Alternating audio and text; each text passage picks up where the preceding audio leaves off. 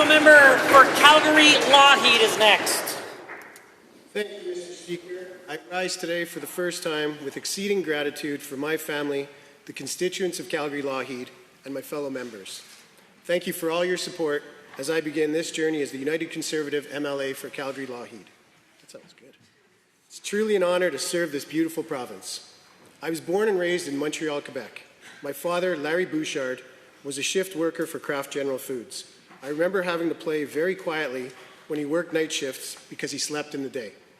My father taught me the value of hard work and that providing for a family and living a good life did not come free or easily. I'd always wanted to be my own boss. My first business was delivering newspapers at the age of 10. I had the responsibility to collect money, pay back the newspaper, and keep the rest. I did that until the age of 17, when I left home and went to the only college that recruited me to play basketball. I funded my education by planting trees in the spring and summer. It was hard work, but I was paid per tree planted, so the more I planted, the more I earned. As a young man in 1992, I answered an ad in the Montreal Gazette for a door-to-door sales job in rural Alberta. I flew here the next day. Mr. Speaker, the open skies and vast landscape blew me away as I drove from the Edmonton airport to Red Deer. Over the next month, I worked from Airdrie to Cold Lake and just about every town in between. Although the sales job was certainly not ideal, the authenticity of the people I met in these towns reminded me of what really matters: hard work, family, and community. Eventually, I made my way to Banff, and I started off working as a housekeeper. I was pretty sure that position wasn't my calling, so I continued to look for more work, and eventually found my way into the bar business. If you buy me a beer sometime, I'll tell you that story. The end of the story, however, is that I'd found my place here in Alberta. The hospitality industry was also very much like my own business. The more I engaged with my customers, the more money I made, all the while saving for my future. In 1997, on a surfing trip in the south of Mexico, I was caught in a hurricane. I spent 2 days with no electricity and a night in complete darkness. It was a transformative time for me, and I contemplated some major life changes. I finally returned to Alberta, decided to settle down in Calgary, and that's where I met my beautiful wife, Roxanne. We were married, had our first child, and bought our first home, all in 1999. Over the next 20 years, we had 3 more children and invested in multiple businesses, including real estate and restaurants. I grew a small cafe into a busy downtown restaurant and catering company that increased in sales each year over a 10-year period. As our business grew, we expanded our operation multiple times, all funded by personal guaranteed bank loans. In 2015, my business, as well as countless other businesses in Alberta, flatlined as we faced new government. Mr. Speaker, over the next 4 years, Albertans left this province for opportunities elsewhere. These were my toughest years as a business owner. Higher costs, out of my control, forced me to reduce my staff by over 50% during this time. My last expansion was in January 2020. After 4 years of no growth, I was finally seeing increased sales again. Mr. Speaker, after 10 weeks of new business, I was forced to close the doors. I laid off all my employees, which was really difficult. Most had been with me for over 5 years, and we were like a family. I wasn't alone in my grief. Business owners across the province struggled with changing government policies. What followed me for the next 2 years was a lot of anger, pain, and frustration while my debts and costs accumulated. The business I had built and the business that had provided for my family was gone.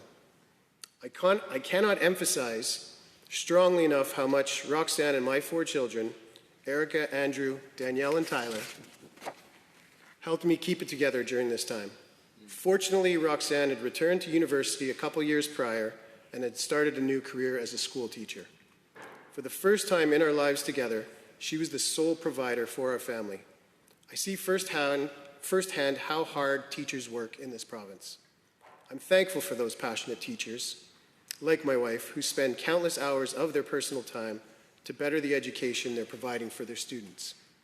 While Roxanne was starting up her new career, I continued to navigate uncharted waters, which led me to send a life-changing letter in January 2021 to small businesses who I had connections with.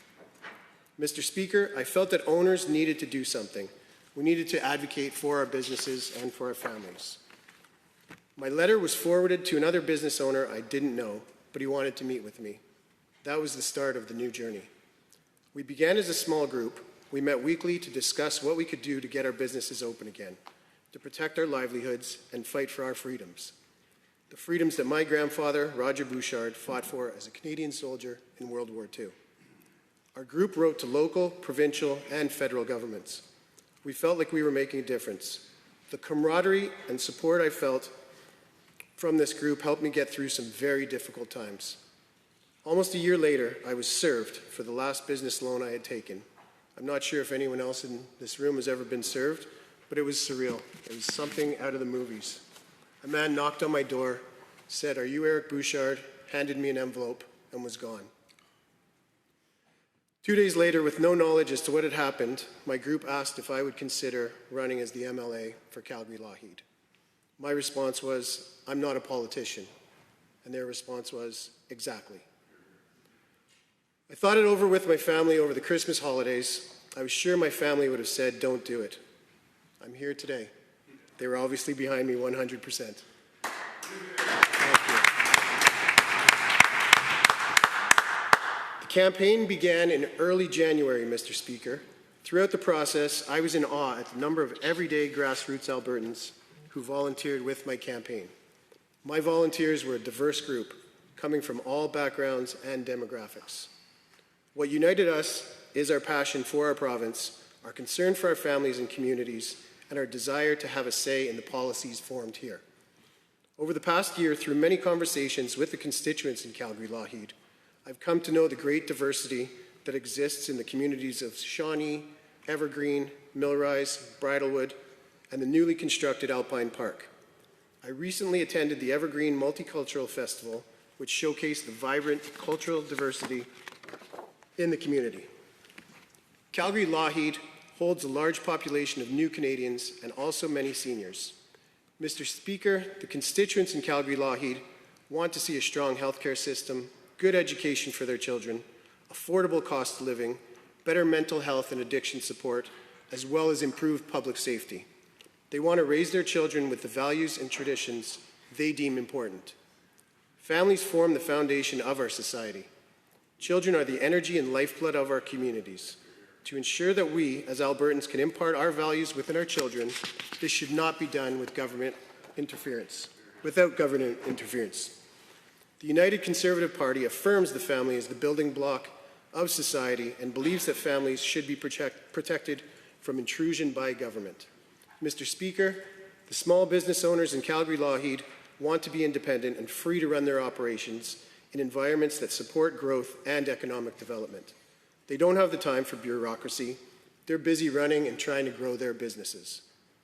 Calgary-Lougheed is named in honor of former Premier Peter Lougheed, who worked to stimulate economic development and diversification. Small businesses help reduce unemployment rates, increase consumer spending, and promote economic resilience. They keep taxes closer to home, build community identity, and diversify local marketplaces. Mr. Speaker, our government can support small businesses and families through policies that lower taxes, reduce red tape, and protect energy costs. I've always believed in the entrepreneurial spirit Alberta is founded on. Like most hardworking Albertans, I know firsthand what it's like to go through the boom and bust cycles, having navigated my businesses through not one, but two economic recessions. I also know, Mr. Speaker, what it's like to make difficult decisions to keep my business going, and that's part of the reason why I'm here today. As a member of the United Conservative Party, I'm going to work to ensure that businesses throughout Alberta are supported and valued, and I'm proud to be working on some initiatives that will put Alberta tech ahead of Ottawa's taxes. Over the last few years, business owners like myself have become more engaged. We realize that without getting involved, we cannot affect change. More people have come to this process through joining parties, joining boards, and volunteering because they want better representation. Mr. Speaker, as elected politicians, we should be promoting, encouraging, and welcoming diversity in the democratic process. I'm newer to the world of politics, and it's my intention to welcome new ideas, new thoughts, and new members to this process. Mr. Speaker, it's an honor to have the opportunity to support and work with our Premier. Her vision and direction for the province inspires me. She's a strong leader who answers tough questions and works tirelessly to put Albertan families and communities first. I want to sincerely thank all my colleagues who offered me a helping hand since the election, grateful to the experienced MLAs who have graciously reached out to me. I also am very grateful, Mr. Speaker, for my fellow new MLAs with whom I've already formed bonds with. In times of stress, laughter, camaraderie, and team building has truly contributed to a great working environment. And I'd like to thank the entire caucus. I look forward to working with you and with all the members of the Legislative Assembly on behalf of all Albertans. I hope my story as a pretty boring small business family guy turned MLA can inspire other regular Albertans to get involved. Throughout my life, I've always risen to the challenge. As a basketball fan, I'm going to humbly compare myself to Michael Jordan here. Humbly, I said. I too was cut from my first basketball team. The following day, shaking with nerves, I visited the coach to tell him he was wrong for cutting me. He gave me a second chance and I joined the team. I ended up staying with the team until high school was over and we had won multiple championships. We are the drivers of our own destiny. Albertans are ready to take the bull by the horns and be the drivers of destiny for this great province.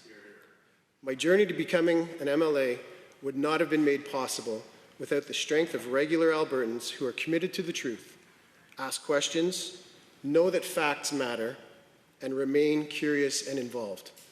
Mr. Speaker, as a father of four and a former small business owner, I understand when politics don't work for small business owners and families. I will work hard in the coming years to protect and grow the Alberta advantage by putting small businesses and families first. That's why I'm committed to making politics work for everyday Albertans. Thank you. Hear, hear. Hear, hear.